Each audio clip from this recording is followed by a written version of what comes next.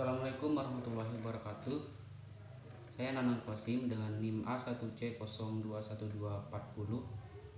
Pada kesempatan kali ini saya akan menjelaskan tentang sumber ajaran agama Islam, esensi ajaran Islam, dan predikat yang disandang umat Islam. Baiklah, materi yang pertama, sumber ajaran agama Islam. Sumber ajaran agama Islam yang pertama adalah Al-Quran. Al-Quran ialah kumpulan firman Allah atau wahyu Allah yang disampaikan untuk Nabi Muhammad SAW melalui perantara malaikat Jibril. Al-Quran berisi tentang ajaran keimanan seperti tentang kaidah, tauhid, dan iman, peribadahan atau yang sering disebut dengan syariat, dan juga budi pekerti atau akhlak. Al-Quran juga merupakan mukjizat terbesar Nabi Muhammad dan bahkan menjadi mukjizat terbesar dibandingkan dengan mukjizat para nabi sebelumnya. Al-Quran sebenarnya merupakan kumpulan dari kitab-kitab yang sebelumnya diturunkan oleh Allah dan menjelaskan hukum-hukum yang telah ditetapkan sebelumnya serta telah disempurnakan sebagai pedoman hidup manusia. Yang kedua adalah hadis atau as-sunnah. Hadis merupakan sumber ajaran Islam yang kedua sesudah Al-Quran. Hadis merupakan segala perkataan, perbuatan, dan penetapan atau persetujuan serta kebiasaan Nabi besar Muhammad SAW. Penetapan atau takrir merupakan persetujuan atau diamnya Nabi Muhammad terhadap perkataan dan perilaku sahabat. Sunnah sebagai sumber ajaran Islam yang kedua telah dijelaskan di dalam Al-Quran Surat 57 ayat 7 yang menyatakan bahwa kita harus menerima atau mengikuti apa yang diperbolehkan atau dilarang oleh Nabi Muhammad. Hadis berfungsi untuk memperjelas, menafsirkan isi atau kandungan dari ayat-ayat Al-Quran dan memperkuat pernyataan ayat-ayat Al-Quran serta mengembangkan segala sesuatu yang samar-samar atau bahkan tidak ada ketentuannya di dalam Al-Quran. Nah, macam-macam hadis atau as-sunnah. Yang pertama, hadis atau as-sunnah dilihat dari segi bentuknya, diantaranya adalah qauliyah, yakni semua perkataan Rasulullah. Yang kedua, fi'liyah, yakni semua perbuatan Rasulullah. Yang ketiga, takriyah, yakni penetapan atau persetujuan dan pengakuan Rasulullah. Kemudian hamiyah, yakni sesuatu yang telah direncanakan oleh Rasulullah dan telah disampaikan kepada para sahabatnya untuk dikerjakan namun belum sempat dikerjakan dikarenakan telah datangnya ajal atau sakratul maut. Kemudian hadis atau as-sunnah dilihat dari segi jumlah orang yang menyampaikannya. Di antaranya yaitu mutawwir, yaitu hadis yang diriwayatkan oleh orang banyak. Yang kedua, masyhur, yaitu diriwayatkan oleh banyak orang namun tidak sampai kepada derajat mutawwir. Kemudian ahad, yaitu diriwayatkan hanya oleh satu orang saja. Kemudian hadis atau as-sunnah dilihat dari segi kualitasnya, diantaranya hadis sahih, yakni hadis yang benar dan sehat tanpa ada keraguan dan kecacatan di dalamnya. Kemudian ahsan, yakni hadis yang baik, memenuhi syarat seperti hadis sahih. Letak perbedaannya hanya dari segi kuat hafalannya. Hadis sahih kuat hafalannya lebih sempurna daripada hadis hasan. Kemudian dhaif, yakni hadis yang lemah. Kemudian madhu, yakni hadis yang palsu atau dibuat-buat yang tidak ada sama sekali di dalam Al-Quran. Kemudian sumber ajaran agama Islam yang terakhir yaitu ijtihad. Ijtihad merupakan pendapat hukum atas sesuatu masalah yang terjadi, dilakukan ketika ada sesuatu masalah namun tidak secara tegas dijelaskan dalam Al-Quran ataupun hadis. Ijtihad tentunya dilakukan dengan menggunakan akal pikiran dengan tetap mengacu dan berdasarkan pada Al-Quran dan hadis. Nah, macam-macam ijtihad itu yang pertama ijma', yaitu kesepakatan para ulama mujtahid dalam menetapkan suatu hukum-hukum berdasarkan Al-Quran dan hadis dalam suatu perkara yang terjadi. keputusan bersama yang dilakukan oleh para ulama dengan cara ijtihad untuk kemudian dirundingkan dan disepakati. Adapun hasil dari ijma adalah fatwa, yakni keputusan bersama para mujtahid yang berwenang untuk diikuti seluruh umat Islam. Kemudian kias, yaitu menggabungkan atau menyamakan, artinya menetapkan suatu hukum atau suatu perkara yang baru muncul, yang belum ada pada masa sebelumnya, namun memiliki kesamaan dalam sebab, manfaat, bahaya, dan berbagai aspek dengan perkara terdahulu, sehingga dihukumi sama. Dalam Islam, ijma dan qiyas sifatnya darurat bila memang terdapat hal-hal yang ternyata belum ditetapkan pada masa-masa sebelumnya. Kemudian ihsan, yaitu tindakan meninggalkan satu hukum kepada hukum lainnya disebabkan karena adanya suatu dalil atau syarat yang mengharuskan untuk meninggalkannya. Berbeda dengan Al-Quran, hadis, ijma, dan qiyas yang kedudukannya sudah disepakati oleh para jumhur ulama sebagai sumber hukum Islam.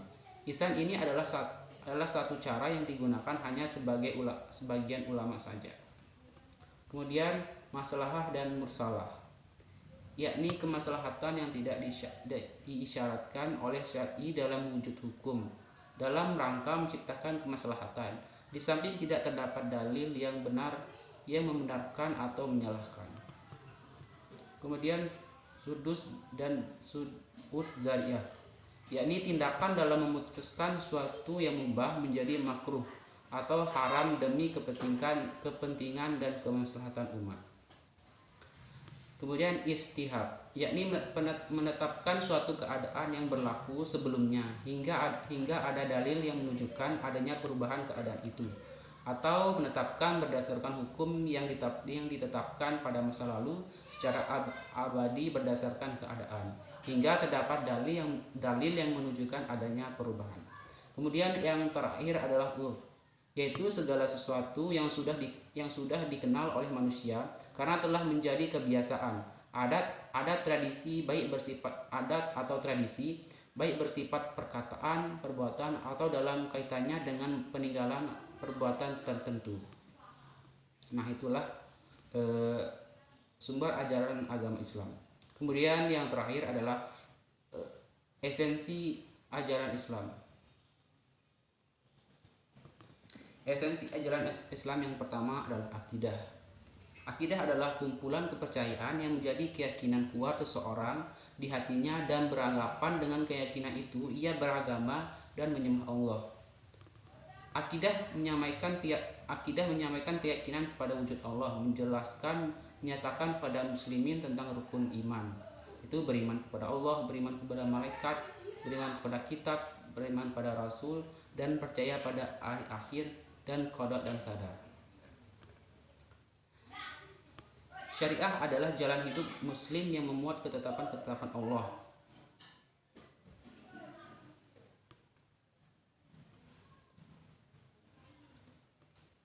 Esensi ajaran agama Islam yang kedua adalah syariah. Syariah adalah jalan hidup muslim yang memuat ketetapan-ketetapan Allah dan Rasul-Nya, baik berupa larangan maupun perintah di dalam aspek kehidupan manusia. Garis panduan, ketetapan, dan peraturan Allah atau undang-undang atau hukum. Apabila syariat Islam dipatuhi, maka kehidupan individu, keluarga, masyarakat, dan negara akan menjadi selamat di dunia dan akhirat. Ia mengatur aspek kepribadian, kehidupan keluargaan, kehidupan sosial, kehidupan ekonomi, dan ketatanegaraan. Kemudian yang terakhir adalah esensi ajaran agama Islam yang terakhir adalah akhlak. Akhlak adalah sifat atau sifat seseorang yang telah melekat dan tercermin dari perilakunya. Prinsip-prinsip dan dasar atau kaidah yang ditentukan oleh wahyu untuk merealisasikan ketertiban dalam perlakuan dan membatasi hubungan dengan orang lain sehingga mencapai matlamat kewujudan di dunia dengan cara yang paling sempurna. Akhlak ialah sifat terpuji yang sepatutnya dimiliki oleh setiap orang. Sebuah masyarakat tidak akan maju sekiranya ia tidak memiliki akhlak yang terpuji, karena akhlak yang terpuji merupakan sangat mendidik manusia ke arah mencapai kemajuan dalam kehidupan. Kemudian materi yang terakhir itu predikat yang disandang umat Islam. Yang pertama adalah muslim. Muslimin adalah seseorang manusia yang telah menerima dan mengikrarkan Islam sebagai agamanya dengan mengucapkan kalimat syahadat. Kepribadian muslim merupakan kepribadian yang pandangan, sikap, pilihan, keputusan, dan perbuatannya sesuai dengan nilai-nilai Islam. Bentuk kepribadian muslim adalah suatu usaha untuk membentuk kepribadian seseorang agar sesuai dengan akidah dan nilai-nilai Islam. Adapun ciri-ciri dari orang muslimin itu yaitu tingkat keimanan yang masih rendah, baru sebatas mengakui bahwa Allah sebagai Tuhannya. Yang kedua adalah imannya belum kuat, ibadahnya hanya sekedar yang diperlukan, dosa dan maksiat dalam kehidupannya itu masih tetap dijalankan. Kemudian yang kedua adalah mukminin. Tingkat keimanan kedua setelah muslimin adalah mukminin. Orang yang mengatakan keimanan dengan lidah, diyakini dengan hati dan dikerjakan dengan perbuatan dan mengamalkan rukun iman yang 6 tersebut. Istilah Islam dalam bahasa sering disebut dalam Al-Quran, berarti orang beriman, dan merupakan seorang muslim yang dapat memenuhi syarat atau kehendak Allah dan memiliki iman kuat dalam memenuhi seluruh kehendak Allah. Selain itu, ada pendapat lain menyatakan bahwa mukmin tidak serta-merta berarti orang beriman, namun orang yang menyerahkan diri agar diatur dengan Islam. Selain itu, mukmin juga dapat dikatakan orang yang memberikan keamanan atas muslim. Kemudian muhsinin. Tingkatan setelah muslimin dan mukminin adalah muhsinin. Kepribadian muhsinin yakni orang-orang yang mengetahui hal-hal yang baik, mengaplikasikannya dengan prosedur yang baik, dan dilakukan dengan niat yang baik pula.